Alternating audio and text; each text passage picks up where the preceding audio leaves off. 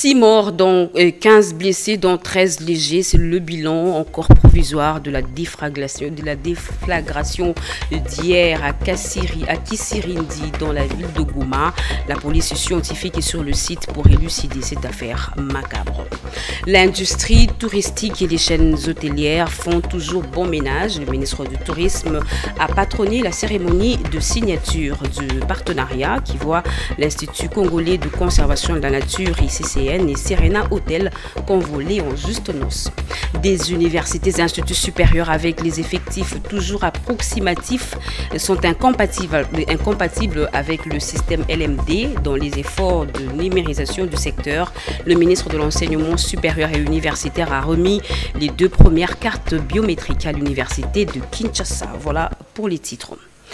Comme de tradition, chaque vendredi, le gouvernement était en Conseil des ministres. La situation sécuritaire sur l'ensemble du territoire national, la saga des pompes essence, des points débattus à cette réunion du Conseil des ministres présidée par le Premier ministre en distanciel et dont le compte rendu vous sera fait par le ministre de la Communication et des Médias, porte-parole du gouvernement. Il est 20h à Kinshasa, 1 heure de plus à Lubumbashi. C'est l'heure de vous informer, mesdames et messieurs. Bonsoir et très heureuse de vous retrouver à travers cette grande édition d'information sur la chaîne nationale. C'est acté. La République démocratique du Congo fait son entrée comme 7e pays membre de la communauté Afrique de l'Est. La signature du traité d'adhésion de la RDC dans cette organisation sous-régionale est intervenue aujourd'hui au State House de Nairobi en présence des chefs d'État ougandais, rwandais et kenyans et tout naturellement celui de la République démocratique du Congo, Félix Antoine Tshisekedi Tshilombo. Regardez. C'est dans une ambiance solennelle au State House du Kenya que la République démocratique du Congo a officiellement scellé son adhésion à la communauté d'Afrique de l'Est. En apposant sa signature dans le traité d'adhésion ce vendredi 8 avril 2022 au State House de Nairobi en présence du président Uhuru Kenyatta, président en exercice de cette organisation sous-régionale, du président ougandais Kaguta Museveni et du président rwandais Paul Kagame, le président Félix Antoine Tshisekedi fait de la République démocratique du Congo le 7e membre de la communauté d'Afrique de l'Est. Pour le président Uhuru Kenyatta, l'entrée de la RDC dans la communauté d'Afrique de l'Est marque un tournant capital dans l'histoire de l'intégration de la région. Cette adhésion marque également la réalisation des plans du président Félix Antoine Tshisekedi qui, lors de son discours d'investiture le 24 janvier 2019, avait évoqué un rapprochement avec l'Est. Cette adhésion contribue à la consolidation de l'exploitation des atouts économiques de nos pays respectifs et à l'accès de nos populations aux opportunités offertes par cette coopération élargie et renforcée. En procédant ce jour à la signature solennelle du traité régissant la communauté d'Afrique de l'Est, la République démocratique du Congo renouvelle son engagement exprimé à travers ma voix lors de mon allocution du 29 mars dernier, lequel consiste à œuvrer de toutes ses forces pour le développement de notre communauté, notamment par l'optimisation de l'exploitation des nombreux atouts économiques de nos pays respectifs et des opportunités de coopération insuffisamment exploitées qu'ils offrent pour le bien-être de nos populations. Devenu 7e pays membre de la communauté d'Afrique de l'Est, aux côtés du Burundi, du Rwanda, du Kenya, de l'Ouganda, du Sud-Soudan et de la Tanzanie, la République démocratique du Congo partage ses frontières avec 5 États membres de l'organisation et représente environ 6% des exportations des pays. Dans son discours, le président Félix Tshisekedi a fait part de sa satisfaction. En adhérant à la communauté, le peuple congolais ne veut pas seulement se contenter des bénéfices d'un commerce intracommunautaire, mais il aspire d'abord et surtout à entretenir des relations fondées sur la paix et la sécurité de tous. Dans cet ordre d'idées, le peuple congolais renouvelle son engagement légendaire en faveur d'une politique de bon voisinage, qui constitue un des axes majeurs de sa politique étrangère et régionale. Autant il attend des autres peuples le même engagement pour la paix et la sécurité de tous, sans lesquels il devient improbable de réaliser les buts et objectifs de la communauté. Parmi les retombées de cette adhésion figure la réduction des tarifs douaniers pour les marchandises réceptionnées dans le port de Mombasa au Kenya et de Dar es Salaam en Tanzanie. Notez que lors de son discours d'acceptation d'adhérer à cette organisation, le chef de l'État avait proposé la création d'une nouvelle institution au sein de la communauté d'Afrique de l'Est qui sera chargée de l'environnement, des ressources naturelles et des mines.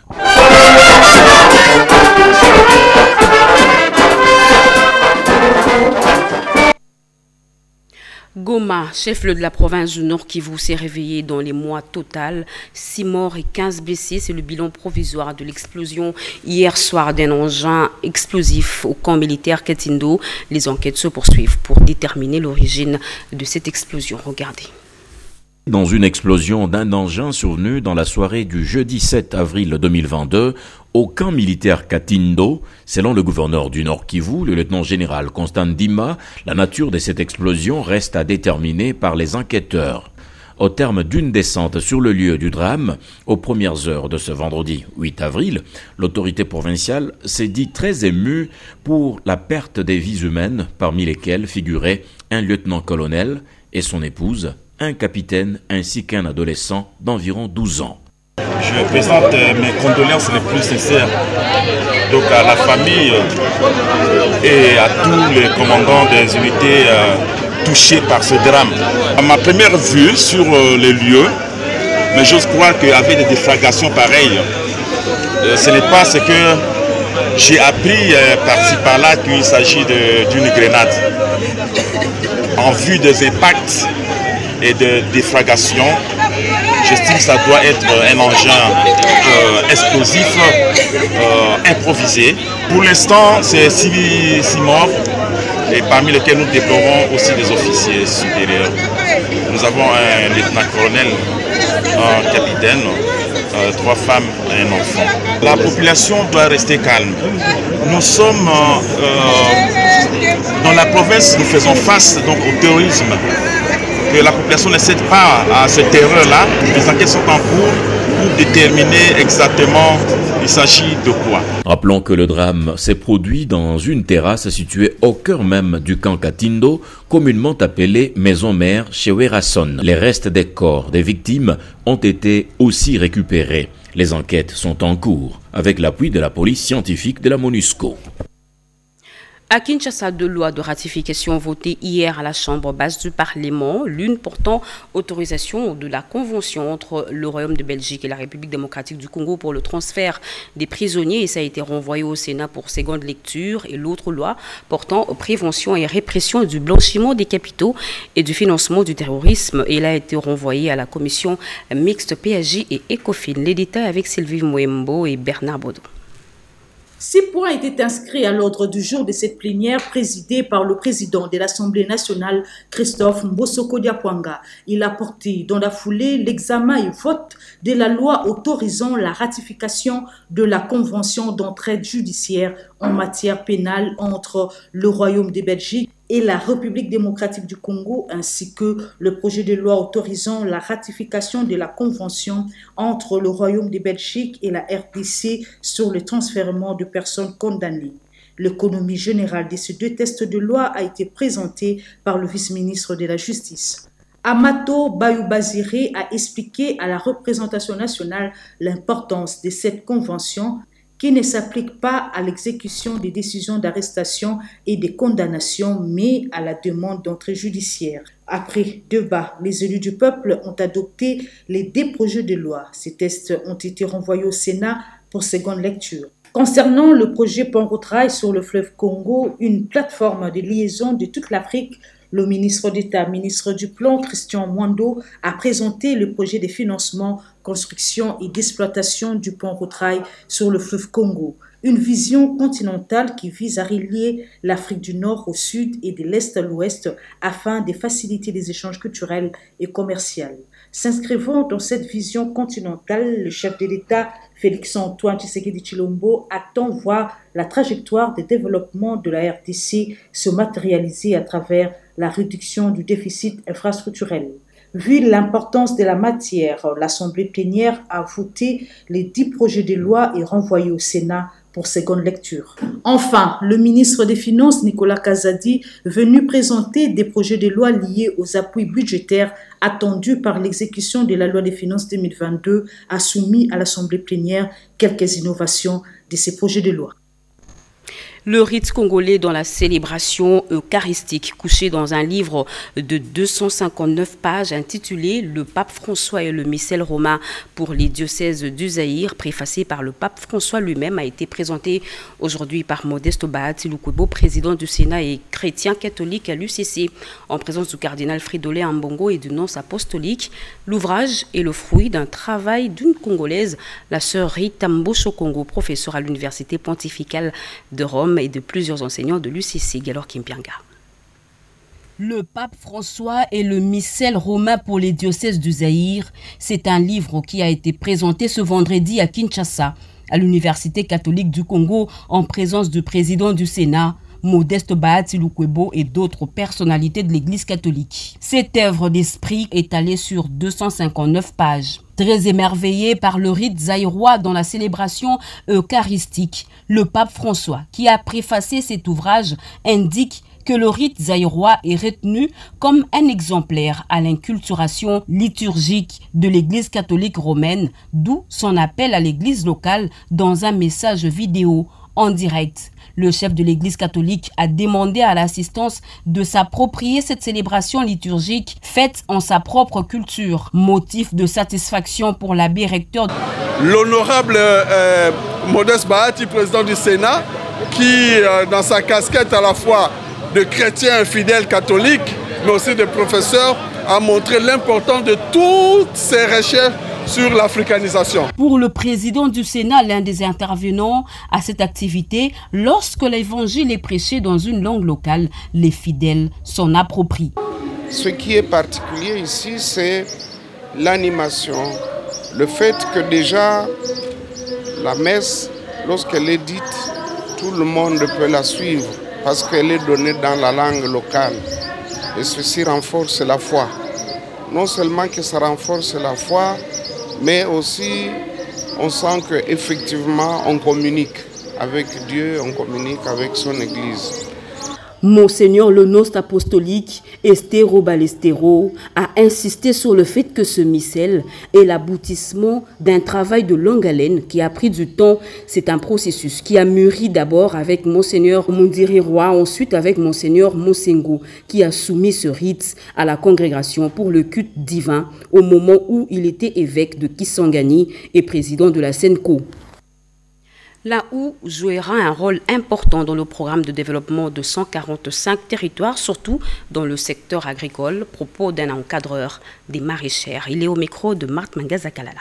Mon organisation Tosalela Congo est porteuse d'une mission devant permettre la concrétisation du programme du gouvernement de la République, qui est effectivement incarné sous la vision du chef de l'État, M. Félix Antoine Tshisekedi Tshilombo, qui, dans sa vision, voudrait que les sols congolais prennent la revanche sur les sous-sols. Raison pour laquelle notre organisation s'est donné une mission, parce que nous rendons compte que depuis des décennies, l'économie de la République démocratique du Congo se repose sur les richesses du sous-sol, autrement dit les richesses minières. Nous devons changer ce paradigme, d'autant plus que ces richesses ne sont pas exploitées par des Congolais. Pour notre organisation Tosalela Congo, il est impératif que nous nous appuyions sur les secteurs agro-pastoral pour que ce secteur devienne un pilier, un poumon économique du pays. Et en second lieu, nous aimerions aussi promouvoir et vulgariser les produits des terroirs de la République. Comme vous le savez, dans ce pays, nous avons beaucoup de richesses dans le secteur agro-pastoral et chaque province dans ses diversités. Notre organisation se donne pour mission de promouvoir et de vulgariser ces produits à travers les acteurs de ce secteur. En justice, les avocats du barreau de Kinshasa-Gombe suivront dans le tout prochain jour une série de formations pour leur mise à niveau. Et pour ce faire, les responsables de ce barreau et le directeur général de l'école régionale supérieure de la magistrature de l'OADA viennent de procéder à la signature d'un accord de principe. Les détails avec Bobé Tengali-Samba et Papi Mbongo. L'école régionale supérieure de la magistrature de l'OADA, Ersuma, et le barreau de Kinshasa-Gombe veulent cheminer ensemble pour la formation des avocats. L'accord signé ce jeudi 7 avril 2022 entre le professeur Mayata Ndia Mbaye et le bâtonnier Jean-Claude Mbaki pose ainsi le jalon de cette collaboration telle que voulue par les deux parties. C'était en présence des membres du Conseil de l'Ordre. Je voudrais franchement le remercier de cette opportunité qu'il offre à l'école régionale supérieure de la magistrature d'atteindre un public cible de plus de 2000 avocats. Si les autres bâtonniers arrivent à faire de même, ça pourra nous permettre d'avancer et de faire de telle sorte que cette règle de droit que nous avons ne soit pas une règle de droit sur le papier, mais que ce soit véritablement une règle de droit sur le terrain. Ceci est une réponse aux besoins exprimés par le bâtonnier Jean-Claude Mbaki qui tient à la mise à jour des avocats de son barreau. Il faut que nous puissions mettre à jour les avocats. C'est un défi à relever et nous allons maintenant avec l'Ersuma faire un planning du travail, définir le thème, les communs accords, en prenant en considération nos besoins à nous, les besoins des avocats. Et cela va se matérialiser par des formations à la carte. Motivation partagée par le Conseil national des avocats, le bâtonnier national Michel Chebele Makoba se dit favorable. Et que les autres barreaux imitent un peu ce qui s'est fait au barreau de la Gombe ici, dans l'intérêt de l'image même du barreau congolais. Cette belle initiative est la première. Dans un élan collectif, elle peut inspirer d'autres barreaux à emboîter le pas. Serena Hotel, déterminé à se faire l'ambassadeur de l'ICCN pour amener plus de tourisme nationaux et internationaux pour visiter le parc national de Virunga. Les deux parties viennent de signer un accord mutuel d'entente sous le regard du ministre du Tourisme, Modéron Simba. Memorandum d'attente mutuelle entre l'Institut congolais pour la conservation de la nature ICCN et l'hôtel Serena de Goma a été signé le vendredi 8 avril pour faciliter l'accès au parc national de Virunga à tout visiteur qui sera intéressé par la nature congolaise via les services qu'offre Serena Hotel. C'est sous la supervision du ministre national du tourisme Modéron Simba que le directeur général ad intérim de l'ICCN Olivier Moussiete et le responsable de Serena Hotel ont apposé les signatures à cet accord d'attente afin de relancer les tourisme local, précise le ministre. Relance du tourisme local, ça veut dire nous avons mis en place un document qui permet aux visiteurs du Nord Kivu qui vont héberger dans l'hôtel Serena de visiter les parcs de Virunga et l'île de Tchegera, l'ensemble des packages qui est géré par la Virunga Fondation. C'est juste un signal pour d'autres opérateurs touristiques et que l'État congolais n'a jamais concédé la totalité des attributions sur le parc de Virunga. Ça veut dire que le parc de Virunga est ouvert pour tout opérateur congolais pour faire visiter ses clients ou des touristes venant de l'étranger ou des touristes nationaux. Et nous allons d'abord commencer par Rumangabo et île de Tchegera. Pour l'ICCN, rien ne peut faire attendre l'application de l'accord signé car l'accessibilité aux richesses naturelles du parc est ouverte à tous. Le fait d'ouvrir la porte au tourisme ici sur le site du parc national de Virunga est très symbolique. Parce que la question d'insécurité, c'est ici à Virunga qu'elle est la plus forte. Aujourd'hui, à l'échelle nationale, nous avons déjà une dizaine de destinations qui sont accessibles et sur lesquelles il y a la paix. Parc marin des mangroves, Bombolumene, Upemba, Kundelungu, Salonga, pas très loin d'ici vous avez la réserve de faune à Okapi, vous avez Garamba, toutes ces places-là aujourd'hui sont ouvertes et on n'y vend pas parce qu'il y a un genre de petite frilosité, de crainte, etc. Non, aujourd'hui les portes sont ouvertes, allons-y et le fait de démontrer ça aujourd'hui ici à Goma avec l'hôtel Serena est un très bel exemple. Le responsable financier de Serena Hotel précise que la promotion du tourisme est aussi parmi les objectifs de leur entreprise. Parmi les objectifs de Serena, nous avons toujours promouvoir le tourisme. Nous allons orienter les clients parce que nous allons faire la promotion, nous allons faire le marketing pour que les gens puissent venir ici à Goma et être logé au niveau de Goma Serena et aussi aller visiter les parcs de Virunga. Cette signature du mémorandum d'attente a connu aussi la présence du directeur du parc national de Kaouzi Biega à côté d'autres responsables intervenant dans le secteur du tourisme, y compris le directeur du parc national de Virunga, Emmanuel Demerode. Affaire Victor Wakenda Bokassa du parti présidentiel. Après plusieurs semaines d'audition, le verdict est enfin tombé. Il est déchu de ses fonctions du président de la Convention démocratique de l'UDPS. Il lui est reproché le refus de répondre à l'invitation de cette commission à l'Embikaï.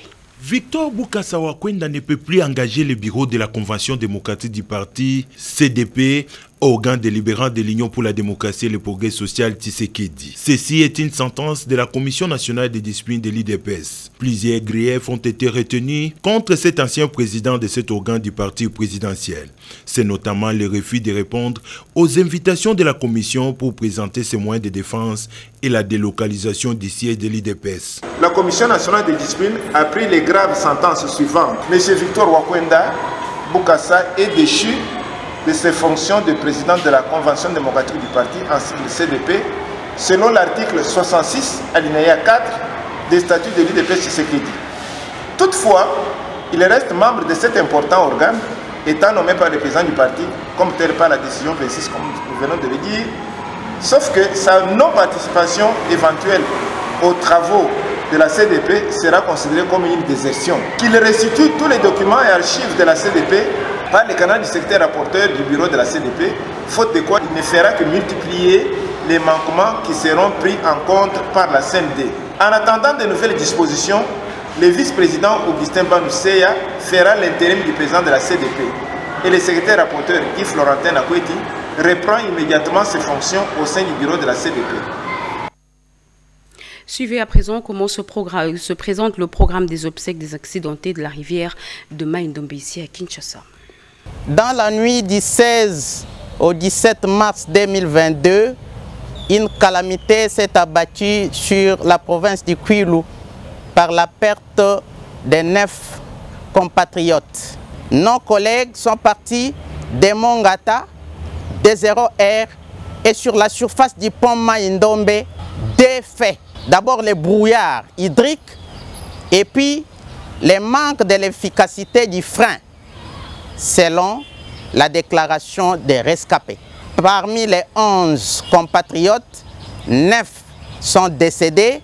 Parmi les 2 rescapés, il y a Honorable Franck Gatola, Eli de Gungu et un étudiant.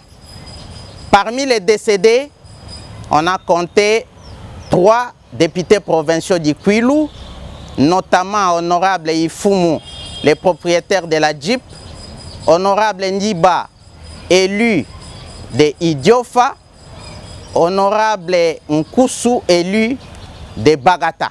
Voici les programmes liés à ces obsèques. Le 8 avril 2022, la famille respective, eu égard à la coutume naturelle, a demandé que la veillée mortière soit organisée de manière dispersée par la famille.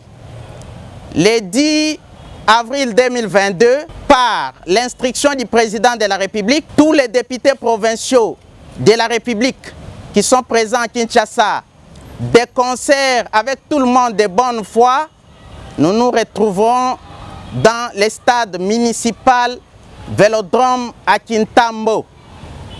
De 8h à 13h, nous sommes sur l'esplanade de ce stade municipal, Vélodrome de Kintambo.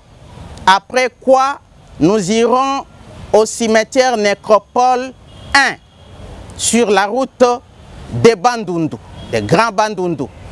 Après inhumation, tous seront transbordés sur l'esplanade de l'espace Kage, 16e rue Limité, pour un bain de consolation. C'est seulement après ce bain de consolation que nous allons dire intégralement au revoir aux illustres disparus. Kamonia Kalumuna, c'est lui le nouveau directeur général intérimaire de l'OGEFREM. Il vient de prendre son fauteuil au terme d'une cérémonie de remise-reprise présidée par le secrétaire général au transport, cérémonie organisée aujourd'hui aux installations de cette entreprise publique. Dichala. L'Office de gestion du fret multimodal OGEFREM a vivement besoin d'une stabilité indispensable à son bon fonctionnement. Olivier Mandila Moutala, directeur général ad intérim, passe la main à Justin Kamonia Kalumuna, l'EMS, désigné directeur général ad intérim par le ministre des Transports, Voies de Communication et Désenclavement, Chérubin Okende. Il sera secondé par Théo Yamayama, directeur général adjoint ad intérim. La cérémonie de remise-reprise, présidée par le secrétaire général au transport, Dona Bangoula Mugangu, était l'occasion de mettre en exergue le rôle moteur de l'OGEFREM dans l'économie congolaise. Ce que vous posez comme acte chaque jour au quotidien, ça impacte directement la vie nationale. Les systèmes de transport jouent un rôle que le sang joue dans le corps humain. Donc c'est cette vitalité-là. Et vous, comme OGEFREM, vous êtes là pour garantir cette vitalité au sein de l'économie nationale. Après échange des signataires, des procès-verbaux, Justin Kamonia a appelé les cadres et agents de l'OGEFREM au travail dans un esprit de collaboration pour qu'enfin cet établissement public atteigne les missions lui assignées par le gouvernement de la République. Étudiants, corps enseignants et administratifs de toutes les universités de la République démocratique du Congo auront bientôt des cartes biométriques, une façon d'éviter toute fraude au sein des établissements d'enseignement supérieur et universitaire au Dépenda. Elle est la première étudiante de l'université de Kinshasa qui vient d'obtenir sa carte biométrique après quelques minutes de capture pour son identification. C'est par ces gestes que le ministre de l'Enseignement supérieur et universitaire, Moïse Tonzangi, vient de lancer, à partir de l'UNUKIN, l'opération d'identification de tout le personnel au sein de l'ESU et de tous les étudiants de toutes les universités de la RDC. Cette carte numérisée, obtenue par la capture et l'empreinte digitale, peut contenir plusieurs données biométriques de l'étudiant ou de l'enseignant et offre des innombrables avantages. Le ministre Moïse Tonzangi précise que cette innovation apportée dans la gestion des activités académiques et scientifiques rentre dans le cadre de l'assainissement du monde universitaire. Nous avons lancé ce travail d'identification des étudiants, d'identification aussi du personnel. Et c'est très important pour nous, en tant qu'université de Kinshasa aujourd'hui, d'avoir une vraie base de données. Ça nous permet de faire la promotion de nos professeurs. Pour les étudiants, nous voulons avoir la maîtrise des effectifs. Et cette identification des étudiants va nous permettre de leur donner les possibilités d'accéder au bus grâce à Academia. Cette identification des étudiants nous permet de leur attribuer des numéros et ces numéros nous permettront de poursuivre leur scolarité. S'il a échoué à l'UNUKIN, il ne peut pas aller se faire inscrire ailleurs, falsifier des documents. Ça nous permet d'authentifier nos diplômes. Donc ça va nous aider, cette numérisation, à faciliter la gestion. Les recteurs de l'UNUKIN, le professeur Jamaïka Yembe et une suite de professeurs étaient au premier plan en vue de prêcher.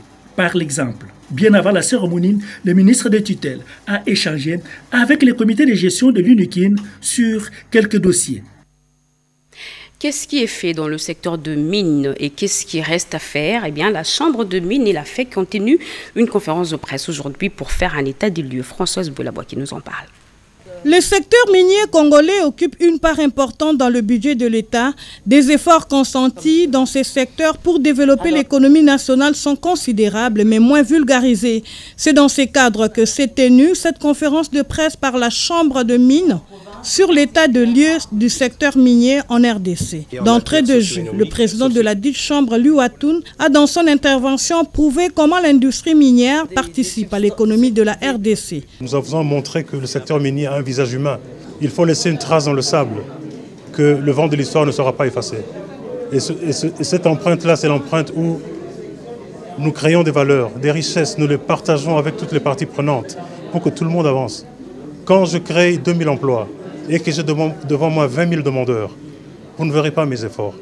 Mais si nous diversifions l'économie et nous rendrons notre pays un grand chantier, les 18 000 chômeurs vont trouver de l'emploi. Et alors là, vous verrez tangiblement la différence. Il était également question pour les orateurs du jour de démontrer l'état de relation avec le parti prenante et les préoccupations de l'industrie minière. Les statistiques démontrent que l'industrie minière a généré près de 6 milliards de dollars américains de revenus à l'État entre les années 2018, 2019 et 2020. Les mandataires en mine estiment que l'apport de l'industrie minière n'est plus à démontrer. Madame Marie Chantal, vice-présidente de Glencore RDC, explique. Nous soutenons l'entrepreneuriat local pour nous assurer que, avec le temps, nous augmentions la proportion en fait de la consommation locale au travers de cet entrepreneuriat local. La coordinatrice de la Chambre de mines, Bernadette Poundou, a réitéré sa confiance à toutes les parties prenantes pour leur appui dans le secteur minier, ainsi qu'à la FEC qui, à travers la Chambre de mines, s'engage à favoriser l'émergence de champions de l'industrie. L'autorité de régulation de la sous-traitance dans le secteur privé rassure les entrepreneurs de la détermination du gouvernement pour l'octroi des contrats aux entreprises à capitaux majoritairement congolais. Le directeur général de cette structure l'a démontré lors de la 2e édition du forum Challenge Entreprise. Françoise Boulaye, Merindeki. Sous le thème « L'entrepreneuriat congolais à l'heure de nouveaux enjeux », la 2e édition Challenge Entreprise, tenue dernièrement à Kinshasa, a connu la participation de plusieurs responsables de différentes structures évoluant dans le secteur de l'économie et de l'entrepreneuriat. Présent à ces assises, le numéro 2 de l'autorité de régulation de la sous-traitance dans le secteur privé, Alain Boussi, a dans son intervention démontré les biens fondés de la loi fixant les règles applicables à la sous-traitance dans le secteur privé, une loi qui donne accès au marché pour le PME, à capitaux majoritairement congolais. Cette loi a été prise à la faveur d'un constat selon lequel toutes les activités connexes et annexes aux grandes activités, ça veut dire la sous-traitance, étaient jusque-là monopolisées par les entreprises étrangères. Comment faire pour faire en sorte que les Congolais aient accès au marché, et ce, dans tous les secteurs de l'économie nationale. De cette façon-là que le législateur congolais a pensé faire en sorte que les Congolais participent au marché de sous-traitance. Pour mieux s'approprier de cette loi, l'ARSP a créé un site web permettant aux entreprises congolaises évoluant dans la sous-traitance de s'enregistrer afin de bénéficier des opportunités qu'offre cette loi. Il faut à tout prix braver les obstacles qui plombent le processus de mobilisation des recettes douanières et des accises. C'est le mot d'ordre du staff de l'administration générale des douanes au sortir de la réunion annuelle des directeurs centraux et provinciaux. Rikinzozeloya Mayouel. En présentiel et d'autres en visioconférence pour évaluer entre autres le niveau des ressources internes pour l'exercice 2022, selon que les assignations sont de l'ordre de 4 565 milliards 900 millions de francs congolais des recettes douanières et accisiennes à couvrir dans le cadre du contrat de performance signé par la DGDA. La directrice générale de cette régie financière, Jeanne Blandine Kawanda Walom, qui a présidé la réunion annuelle des directeurs centraux et provinciaux de la DGDA, a présenté sa vision.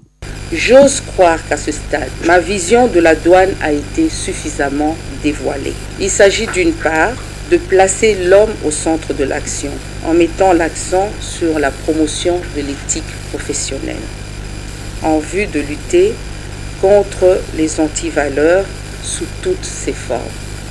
Je saisis cette opportunité pour réitérer ma particulière gratitude au chef de l'État pour la marque de confiance placée en ma personne afin de présider aux destinées de notre administration avec l'assistance de mes 2 adjoints que vous connaissez déjà.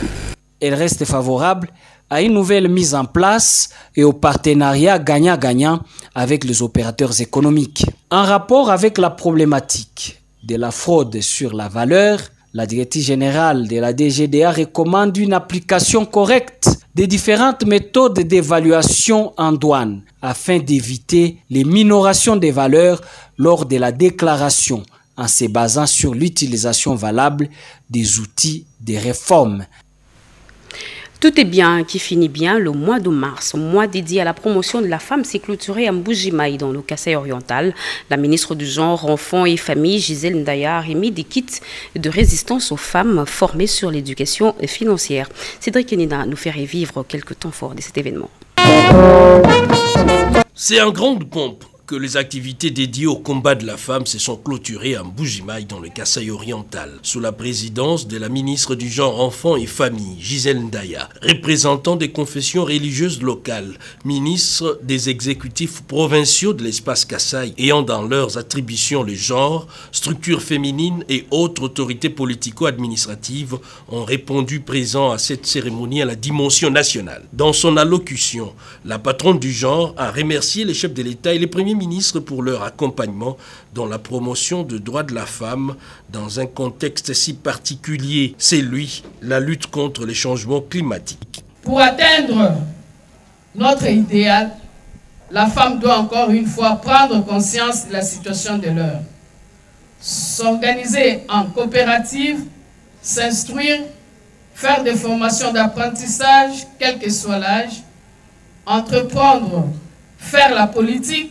en adhérant dans un parti politique pour affirmer son leadership. La ministre du Genre du Kasaï oriental a peint à son tour les tableaux sombres sur la situation difficile des femmes dans le Kasaï oriental, victimes très souvent des violences basées sur le genre. Des kits de résilience ont été remis à un échantillon représentatif des femmes participantes à l'atelier de renforcement des capacités des femmes entrepreneurs. Question de booster les activités génératrices des revenus. S'en est suivi la visite des stands des produits locaux. Miss Indépendance RDC 2022 a ouvert ses portes le 8 avril 2022 à Kinshasa, et cela pour encourager les femmes à poursuivre leur éducation formelle et à être une source de socialisation. Paulette Lombard. Ériger la nouvelle génération de femmes congolaises leaders en vue d'insuffler des valeurs, des principes, des normes et des comportements aux candidates dans la mission de faire ressortir leur beauté intérieure. C'est là la vision de l'aventure Miss Indépendance RDC 2022, deuxième édition. La cérémonie de l'appel à la candidature dans les 26 provinces a eu lieu ce 8 avril 2022 à Kinshasa par la présidente du comité d'organisation Miss Indépendance RDC 2022, deuxième édition, Madame Véronique Kachala. Pour ce lancement, je tiens vraiment à ce que ça aille jusqu'au bout. C'est un combat et je tiens à remercier les parents surtout qui nous ont accompagnés et qui ont accompagné leurs filles. Et certaines filles sont ici. Que tout le monde envoie sa candidature et que nous ayons les 2 mois que nous avons de préparation, que nous arrivons jusqu'à la fin. Au critère 1m74, 18 à 25 ans et que les diplômes d'État et la nationalité congolaise soient là. Notons que la finale des aventures de Miss Indépendance RDC 2022, deuxième édition, aura lieu à Kinshasa le 30 juin de l'année en cours. Processus électoral, actualisation des cartographies opérationnelles du niveau 1. 326 agents et cadres de la CENI venus des 26 provinces viennent de renforcer leurs capacités pendant 7 jours. Ces assises ont été clôturées par le président de la CENI, Dini Kedima, Teddy Samba et Hervé Mpouti. 326 cadres et agents de la Commission électorale nationale indépendante venus de 26 provinces ont été outillés sur l'actualisation des cartographies opérationnelles. Le président de la centrale électorale de Nikadima Kazadi a formulé le vœu de voir les enseignements reçus être mis en pratique par les bénéficiaires. Je suis convaincu que vous serez sans complaisance dans votre travail. Effectivement, tous les collègues ont parlé de l'ENI. En effet, ce n'est pas un slogan. Nous pensons qu'après 3 cycles électoraux, maintenant nous sommes dans le 4e cycle, il y a des choses, il y a des fautes que nous ne pouvons plus nous permettre. Il est vraiment important que chacun joue son rôle avec toute la responsabilité nécessaire. Débuté le 1er avril dernier, les participants ont analysé les aspects administratifs et financiers, les conditions de réussite d'une formation de qualité, le déroulement de l'opération d'actualisation des cartographies opérationnelles, la présentation et le remplissage des fiches. Le secrétaire exécutif national Toto Mabik Totokani, félicitant les participants pour leur assiduité en plus de leur application, s'est réjoui de la contribution des membres de la CENI dans la supervision managériale et quotidienne. De son côté, Paul Moindo Moulemberi, en présentant les résultats de cette cascade, fondement de toutes les opérations électorales, a relevé quelques difficultés rencontrées. Pour sa part, Sylvie Berembano Balume, questeur adjoint, a invité les participants à s'inscrire dans la vision du nouveau management incarné par Denis Kadima Kazadi qui porte essentiellement sur le rebonding, notamment la refonte de l'identité d'une marque conduisant au changement des paradigmes de la centrale électorale. Plusieurs poches noires dans la capitale, l'électricité se fait de plus en plus rare et pour cause des pannes observées sur le groupe 26 et 23 Dingue 2.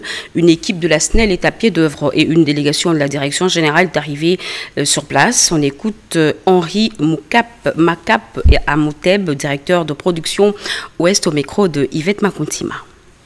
On avait 6 machines sur 6 à Inga 1 et 6 machines sur route à Inga 2.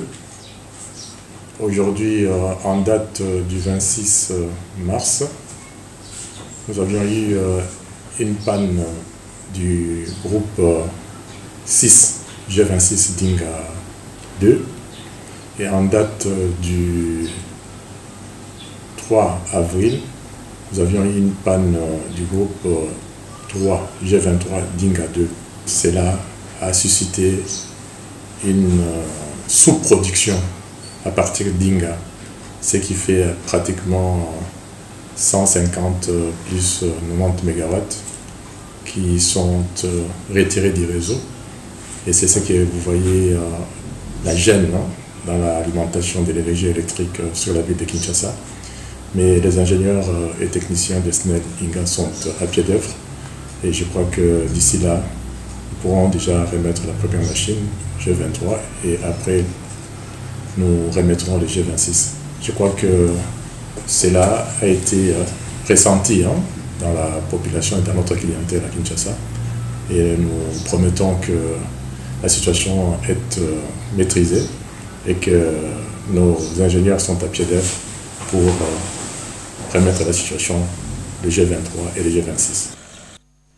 Fin de ce jour-là, mesdames et messieurs, merci de l'avoir suivi. Merci à vous qui nous suivez à Dimbelengi au Kasaï Central et partout ailleurs sur satellite. Vous êtes sur la RTNC. L'actualité continue sur nos antennes. Retrouvez à 23h Serge Merlin Mata. Moi, je vous fixe au rendez-vous demain à 20h. Excellent début de week-end à toutes et à tous et très bonne suite de programme sur la chaîne nationale. Au revoir.